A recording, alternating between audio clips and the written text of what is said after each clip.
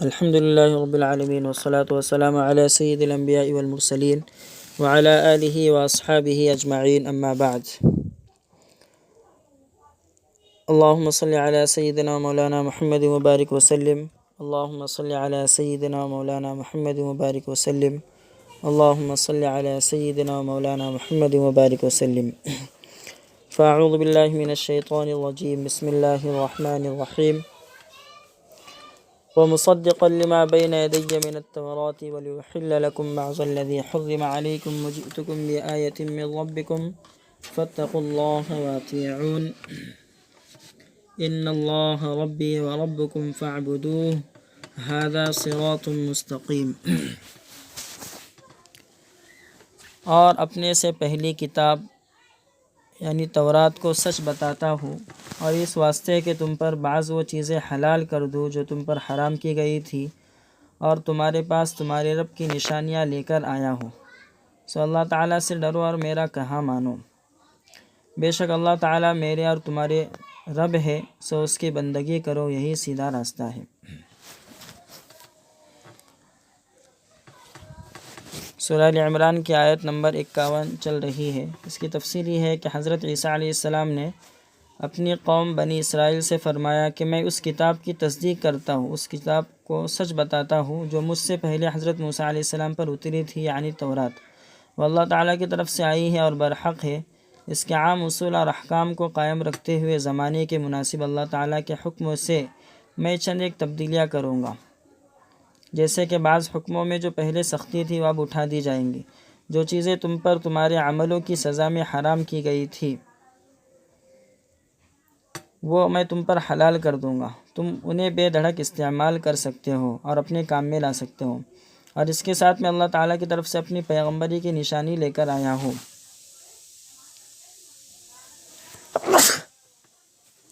اللہ نے مجھے کئی معجزے عطا فرمائے ہیں، اس لیے میں جو حکم تمہیں دیتا ہوں ان کو پورا کرو، اور جو ہدایات دیتا ہوں ان پر چلو۔ یہاں پر یہ واضح ہو جاتا ہے کہ پیغمبر کی فرما برداری میں پرہیزگاری ہے، یعنی پیغمبر کے حکم پر چلنے میں ہی تقویٰ ہے، پرہیزگاری ہے۔ پیغمبر کوئی بات ایسی نہیں کہتے جو اللہ تعالیٰ کی طرف سے نہ ہو، وہ من گھڑت حکم نہیں دیتے۔ اس لیے یہ کیسے ممکن ہے کہ پیغمبر کی اطاعت کے بغیر اللہ تعالیٰ کی رضا اور خوشنودی حاصل ہو سکے؟ یا ایسا ہو ہی نہیں سکتا کہ جو پیغمبر کی اطاعت کے بغیر اللہ کو خوش کرنا چاہے، راضی کرنا چاہے، وہ راضی کر ہی نہیں سکتا۔ حضرت عیسیٰ علیہ السلام کی معجزانہ پیدائش، ان کی پیغمبرانہ تعلیم اور معجزوں کا ذکر لگاتار ہو رہا ہے۔ ان تمام باتوں کا مقصد یہ ہے کہ انسانوں میں اللہ تعالیٰ کا خوف، پیغمبروں کی اطاعت کا احساس پیدا ہو، انسان دوسرے انسانوں کی بندگی سے بالا تر رہ کر صرف اللہ تعالیٰ کے سامنے جھکنا سیکھ لے، کیونکہ یہی سیدھا راستہ ہے۔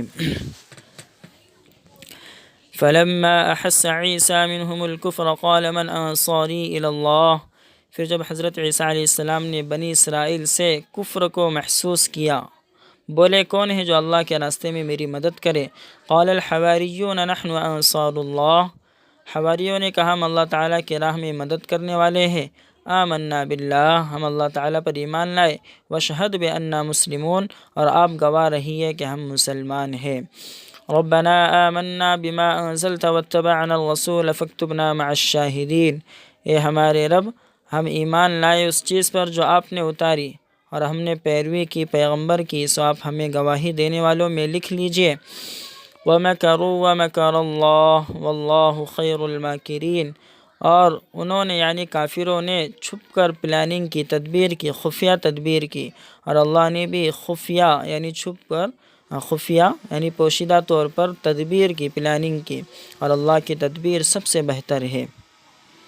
اس آیت میں جو لفظ آیا ہے الحواریون، حواریون یہ حواری کی جمع ہے۔ حواری کا لفظ حور سے بنا ہے، حور سفیدی کو، حور سفیدی کو کہتے ہیں۔ حضرت عیسیٰ علیہ السلام کے حواری دھوبی تھے جو کپڑوں کو دھو کر سفید کرتے تھے، اس وجہ سے ان کو حواری کہا جاتا ہے، یعنی ان کا جو کام تھا وہ کپڑے دھونا تھا، تو اس لیے ان کو قرآن نے ان کے جو پیشے کے حساب سے ہی ان کو حواریون کہا۔ اسی طرح مکرن تدبیر، مکر کے معنی تدبیر اور چال کے ہے، اس کے خلاف اردو میں یہ لفظ فریب اور دھوکہ کے معنی میں استعمال ہوتا ہے۔ اردو میں جو مکر ہے وہ دھوکے کے معنی میں استعمال ہوتا ہے مکر، لیکن عربی زبان میں مکر کا لفظ پلاننگ کے معنی میں، چال کے معنی میں، اور منصوبہ بندی کے معنی میں استعمال ہوتا ہے۔ تو تفسیر یہ ہے کہ حواری وہ مخلص لوگ ہیں جو حضرت عیسیٰ علیہ السلام پر ایمان لائے۔ اسی طرح حور اس چیز کو بھی کہتے ہیں جو خالص ہو۔ یہ لوگ بھی چونکہ عیسیٰ علیہ السلام کے ساتھ مخلص تھے اس لیے ان کو حواری کہا گیا ہے۔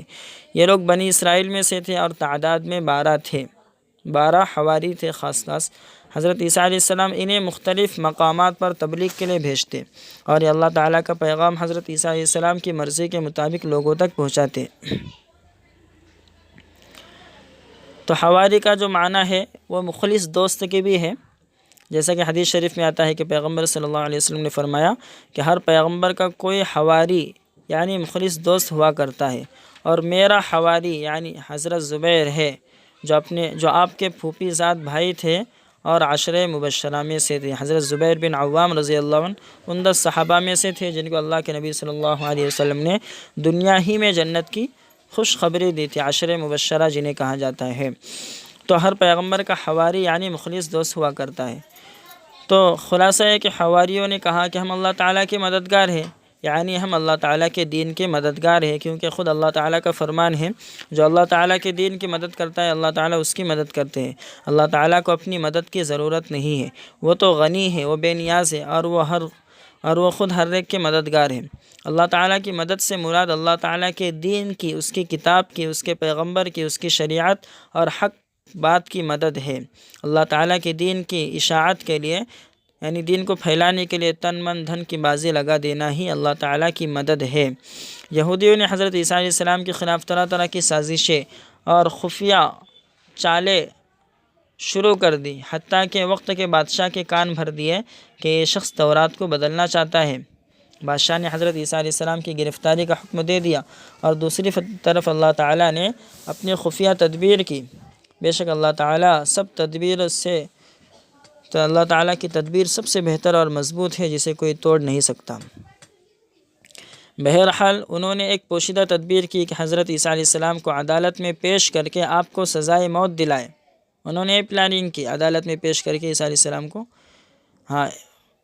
وہ سزا دلائے، موت دلائے۔ اس وجہ سے آپ کو ایک مکان میں بند کر دیا گیا۔ یہ کرنے والے یہودی تھے، تو ان کو ایک مکان میں بند کر دیا گیا تاکہ آپ ان کی پکڑ سے نہ نکل سکے۔ آپ کے خلاف اسی سازش کا ذکر کرتے ہوئے اللہ تعالیٰ نے فرمایا اور انہوں نے خفیہ تدبیر کی، اور اللہ تعالیٰ نے ان کو بچانے کی خفیہ تدبیر کی، اور اپنے بندوں کو یہودیوں کے ناپاک ہاتھوں سے محفوظ کرنا چاہتے تھے۔ چنانچہ اللہ تعالیٰ نے آپ کو بچانے کے لیے اس بند کمرے سے نکال کر جس طرح آسمانوں پر اٹھا لیا، اس کا ذکر اگلی آیتوں میں ہے، سنیے۔ اذ قال اللہ یا عیسیٰ انی متوفیک ورافعک الی ومطہرک من الذین کفروا وجاعل الذین اتبعوک فوق الذین کفروا الی یوم القیامہ ثم الی مرجعکم فاحکم بینکم فیما کنتم فیہ تختلفون۔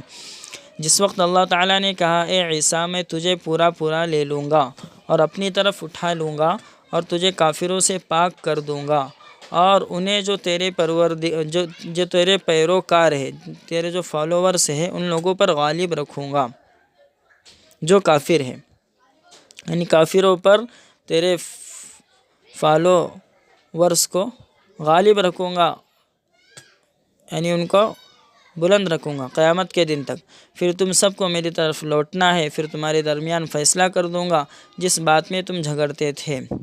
فَأَمَّا الَّذِينَ كَفَرُوا فَأُعَذِّبُهُمْ عَذَابًا شَدِيدًا فِي الدُّنْيَا وَالْآخِرَةِ وَمَا لَهُم مِّن نَّاصِرِينَ۔ وہ لوگ جو کافر ہوئے انہیں سخت عذاب دوں گا دنیا میں اور آخرت میں، اور ان کا کوئی مددگار نہیں۔ تفسیر یہ ہے کہ یہودیوں کے کہنے پر جب بادشاہ نے لوگوں کو حضرت عیسیٰ علیہ السلام کی گرفتاری کے لیے بھیجا تاکہ انہیں سولی پر چڑھا دے اور ایسی عبرتناک سزا دے کہ دوسرے لوگ عبرت پکڑے اور ان کی پیروی چھوڑ دے، ان کے پیچھے چلنا چھوڑ دے، تو اللہ تعالیٰ نے حضرت عیسیٰ علیہ السلام کو مطمئن فرما دیا کہ میں ان لوگوں کی سازشوں اور منصوبوں کو خاک میں ملا دوں گا۔ ان لوگوں کا ارادہ ہے کہ آپ کو پکڑ کر قتل کر دے اور آپ سے لوگوں کی ہدایت کا جو مقصد ہے وہ برباد کر دے۔ اگر انہوں نے ایسا کیا تو میں ان سے اپنی دی ہوئی نعمت واپس لے لوں گا۔ آپ کی جتنی عمر تقدیر میں لکھی جا چکی ہے اور آپ کی پیدائش کا جو مقصد ہے وہ پورا کر کے رہیں گا۔ یہ اس طرح ہوگا کہ ہم آپ کو صحیح سالم اپنے پاس اٹھا لیں گے، وہ آپ کو سولی پر چڑھانا چاہتے ہیں، ہم آپ کو آسمان پر لے جائیں گے۔ ان کا ارادہ ہے کہ آپ کو رسوا کرے اور لوگوں کو آپ کی پیروی سے روکے، لیکن ہم ان کے ناپاک ہاتھ آپ تک پہنچنے نہیں دیں گے۔ ان کے گندے ہاتھ آپ تک پہنچنے سے پہلے آپ کو پاک صاف اٹھا لیں گے، اور اس کے بجائے کہ آپ کی بے عزتی ہو اور لوگ ڈر کر آپ کی پیروی سے رک جائے، ہم آپ کی پیروی کرنے والوں اور نام لینے والوں کو قیامت تک انکار کرنے والوں پر غالب رکھیں گے۔ پھر آخرت میں جب سب لوگ میرے پاس جمع ہوں گے تو میں تمام جھگڑوں کا فیصلہ کر دوں گا۔ کافروں کو سخت عذاب ہوگا اور ایمان لانے والوں کو ان کے نیک عملوں کا پورا اجر ملے گا۔ بے شک اللہ تعالیٰ بے انصاف لوگوں کو پسند نہیں کرتے۔ وَمَكَرُوا وَمَكَرَ اللَّهُ، روایت میں آتا ہے کہ حضرت عیسیٰ علیہ السلام کو گرفتار کرنے والے آئے تو آپ جس مکان میں قید کیے گئے تھے، دشمنوں نے ایک شخص کو اس مکان کے اندر بھیجا تاکہ وہ آپ کو گرفتار کر سکے، پکڑ کر لا سکے، مگر اللہ تعالیٰ نے حضرت جبریل علیہ السلام کے ذریعے حضرت عیسیٰ علیہ السلام کو اس مکان کے روشن دان کے راستے سے اٹھوا لیا۔ مکان کا جو روشنی کے لیے جگہ رکھی گئی تھی کھڑکی سے اللہ نے اٹھا لیا، اور جو آدمی پکڑنے گیا تھا اس کو حضرت عیسیٰ علیہ السلام کا ہم شکل بنا دیا۔ وہ شخص حضرت عیسیٰ علیہ السلام کو وہاں نہ پانے پر جب خود باہر نکلا تو لوگوں نے اسے ہی عیسیٰ سمجھ لیا اور پکڑ کر لے گئے۔ اس نے بڑا شور مچایا کہ وہ عیسیٰ نہیں ہے، مگر اس کی بات کون سنتا تھا؟ وہ اپنے ہی آدمی کو عیسیٰ سمجھ بیٹھے اور اسے سولی پر چڑھا دیا۔ حضرت عیسیٰ علیہ السلام کے بارے میں ایک آیت یہ ہے کہ وَمَا قَتَلُوهُ يَقِينًا بَلْ رَفَعَهُ اللَّهُ إِلَيْهِ وَلَكِنْ شُبِّهَ لَهُمْ، اور یقیناً انہوں نے حضرت عیسیٰ علیہ السلام کو قتل نہیں کیا بلکہ اللہ تعالیٰ نے ان کو اپنی طرف آسمان پر اٹھا لیا، لیکن ان یہودیوں کو غلط فہمی میں ڈالنے کے لیے انہی کے آدمی کو حضرت عیسیٰ علیہ السلام کا ہم شکل بنا دیا، جسے انہوں نے حضرت عیسیٰ علیہ السلام سمجھ کر سولی پر لٹکا دیا۔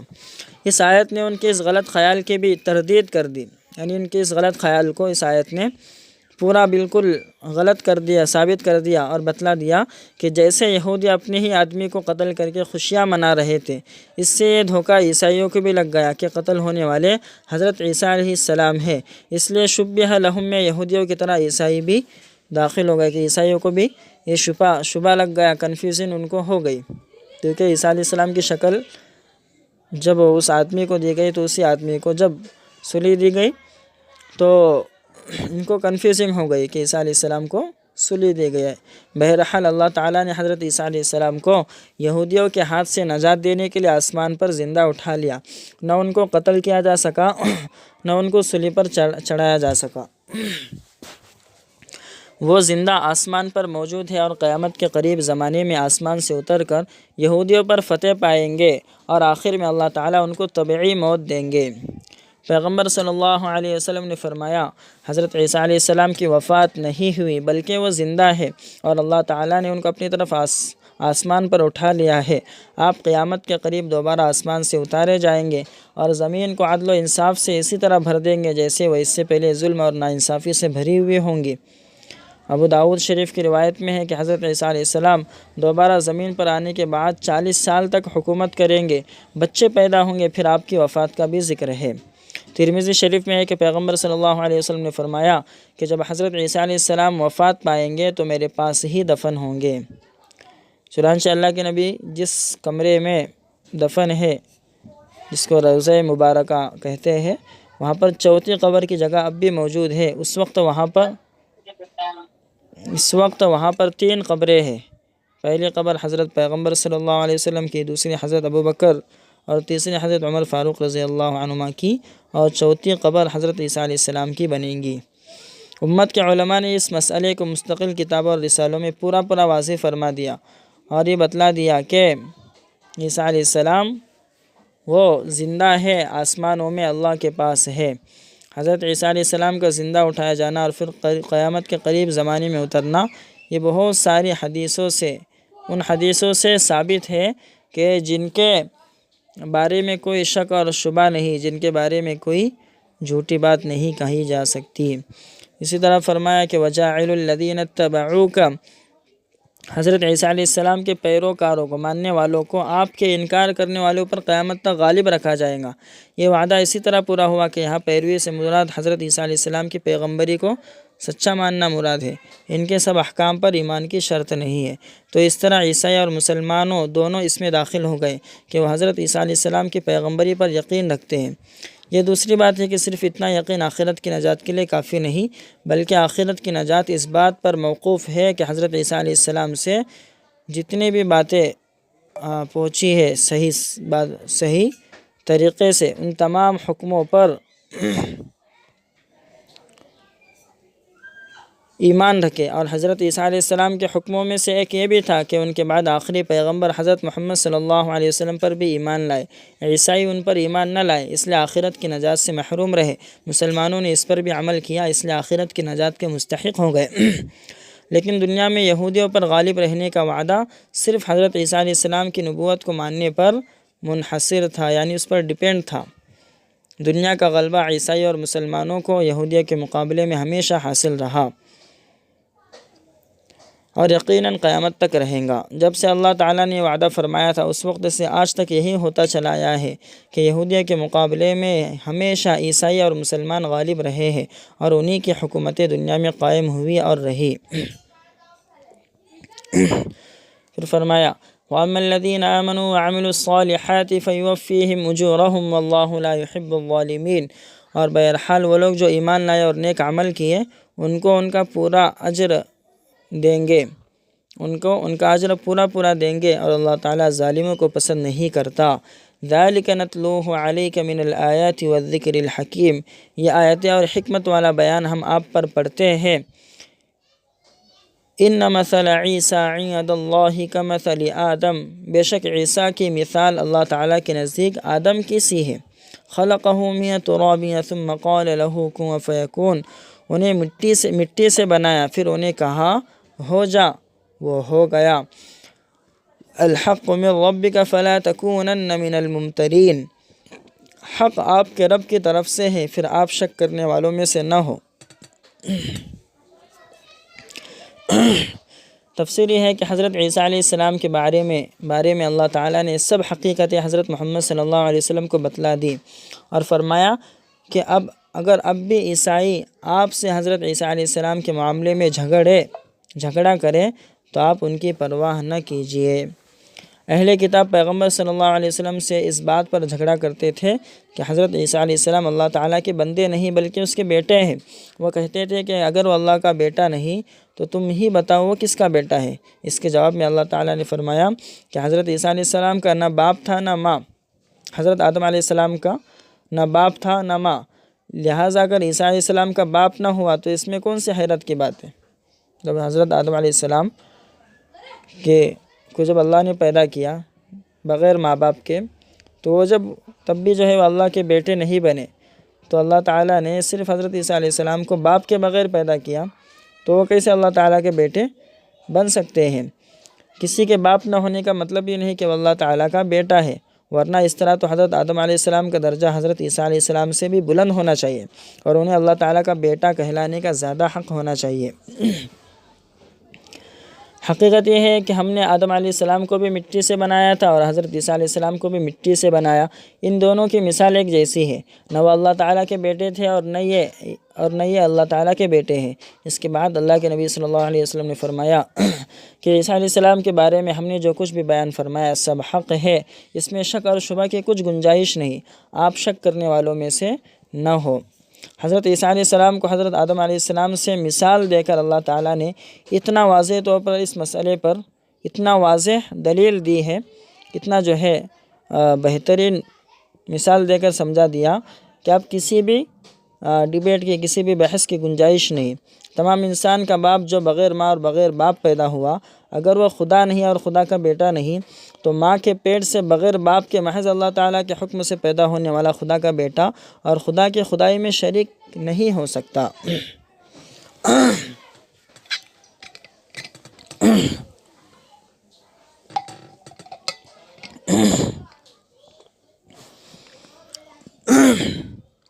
پھر آگے فرمایا فمن حاجك فيه من بعد ما جاءك من العلم فقل تعالوا ندعو أبناءنا وأبناءكم ونساءنا ونساءكم وأنفسنا وأنفسكم ثم نبتهل فنجعل لعنة الله على الكاذبين۔ پھر جو کوئی آپ سے اس بارے میں جھگڑا کرے اس کے بعد کہ آپ کے پاس علم آ گیا تو آپ کہہ دیجئے آؤ ہم بلائیں اپنے بیٹے اور تمہارے بیٹے اور اپنی عورتیں اور تمہاری عورتیں اور اپنی جانیں اور تمہاری جانیں، پھر ہم سب التجا کریں اور اللہ تعالیٰ کی لعنت کرے ان پر جو جھوٹے ہیں۔ تفسیر یہ ہے کہ پیغمبر صلی اللہ علیہ وسلم نے نجران کے عیسائیوں کی جانب ایک فرمان بھیجا جس میں 3 چیزیں ترتیب وار ذکر کی گئی تھی۔ پہلی بات کہ اسلام قبول کرو، دوسرا جزیہ یعنی ٹیکس ادا کرو، تیسرا کہ جنگ کے لیے تیار ہو جاؤ۔ نجران کے عیسائیوں نے آپس میں مشورہ کر کے شرحبیل، عبداللہ بن شرحبیل، جبار بن فیض کو پیغمبر صلی اللہ علیہ وسلم کے ساتھ بحث اور مناظرے کے لیے بھیجا۔ مناظرہ یعنی ڈیبیٹ کرنے کے لیے بھیجا، یہ 2 شخصوں کو۔ انہوں نے اپنی تمام باطل عقیدوں کو پیش کیا۔ اللہ تعالیٰ نے سب کا جواب قرآن مجید کے ذریعے دے دیا اور انہیں لاجواب کر دیا۔ نجران کے عیسائی واضح دلیلوں کو سن لینے کے بعد بھی ایمان نہ لائے اور اپنے جھوٹے عقیدے پر ڈٹے رہے۔ اللہ تعالیٰ نے پیغمبر صلی اللہ علیہ وسلم سے فرمایا کہ آپ ان عیسائیوں سے مباہلہ کیجئے کہ دونوں فریق اپنی جان اور اولاد لے کر حاضر ہوں۔ دونوں گروپ عیسائیوں سے مباہلہ کیجئے، مباہلہ یعنی کہ دونوں گروپ اپنی جان اور اولاد لے کر حاضر ہو اور خوب گڑ گڑا کر دعا کرے کہ ہم میں جو کوئی جھوٹا ہے اس پر اللہ تعالیٰ کی لعنت اور عذاب پڑے۔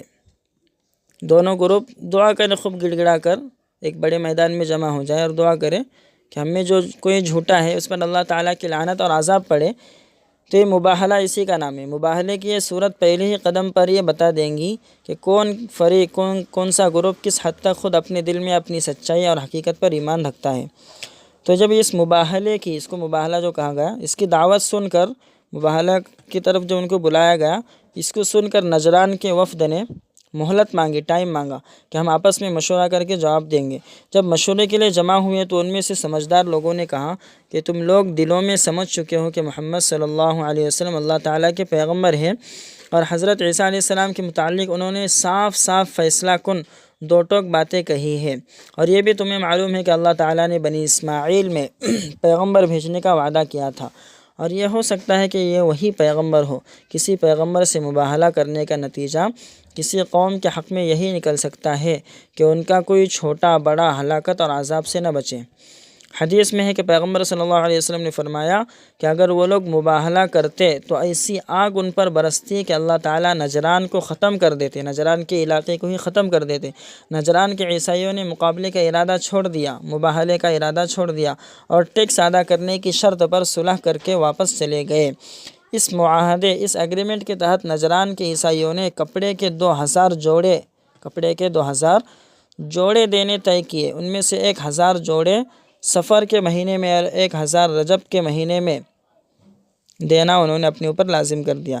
اس کے علاوہ 30 زرہے، 30 گھوڑے، 30 اونٹ اور لڑائی میں استعمال ہونے والے ہر قسم کے 30 ہتھیار جیسے تلوار وغیرہ بھی ٹیکس کے طور پر دینے کا انہوں نے ایگریمنٹ کر لیا۔ مباہلے کی حقیقت، فَقُلْ تَعَالَوْا نَدْعُ أَبْنَاءَنَا وَأَبْنَاءَكُمْ، اس آیت سے اللہ تعالیٰ نے پیغمبر صلی اللہ علیہ وسلم کو مباہلہ کرنے کا حکم دیا ہے۔ مباہلہ کسے کہتے ہیں کہ کسی معاملے کے حق اور باطل ہونے میں فریقین میں یعنی 2 گروپ میں جھگڑا ہو جائے، کوئی بات حق ہے یا باطل اس بارے میں جھگڑا ہو جائے اور دلیلوں سے جھگڑا ختم نہ ہو، تو پھر ان کو یہ طریقہ اختیار کرنا چاہیے کہ سب مل کر اللہ تعالیٰ سے دعا کرے کہ جو اس معاملے میں جھوٹا ہو اس پر اللہ تعالیٰ کی طرف سے وبال اور ہلاکت پڑے، کیونکہ لعنت کے معنی حق تعالیٰ کی رحمت سے دور ہو جانا ہے، اور رحمت سے دور ہونا اللہ تعالیٰ کے غصے سے قریب ہونا ہے۔ تو اس کا خلاصہ یہ ہے کہ جھوٹے پر اللہ کا غصہ اترے، جو شخص جھوٹا ہوگا وہ اس کا خمیازہ بھگتیں گا۔ اس وقت پوری تعین سچے اور جھوٹے کے انکار کرنے والوں کے نزدیک واضح ہو جائیں گے، یعنی لوگوں کو معلوم ہو جائے گا کہ جس کے اوپر بھی اللہ کا غصہ اترے گا، اللہ کا عذاب آئے گا، وہ جھوٹا ہے۔ اور اس میں اصل خود مباحثہ کرنے والوں کا جمع ہو کر دعا کرنا ہے، جو بھی آپس میں ڈبیٹ کر رہے، خود ان کا آپس میں جمع ہو کر دعا کرنا ہے۔ اپنے رشتہ داروں کو جمع کرنے کی ضرورت نہیں، لیکن اگر جمع کیا جائے تو اس سے مباہلے کی اہمیت اور زیادہ بڑھ جاتی ہے۔ کوئی شرط نہیں ہے کہ اپنے رشتہ داروں کو لے کر جو ہے یہ مباہلہ کیا جائے، لیکن اگر کر لے تو اس سے مباہلے کی اہمیت، اپنے حق ہونے کی اہمیت زیادہ سمجھ میں آتی ہے۔ پھر فرمایا ان ھذا لہو القصص الحق، بے شک یہی سچا بیان ہے۔ وما من الہ الا اللہ، اور اللہ کے سوا کوئی معبود نہیں۔ وان اللہ لہو العزیز الحکیم، اور بے شک اللہ تعالیٰ ہی ہے زبردست اور حکمت والے ہے۔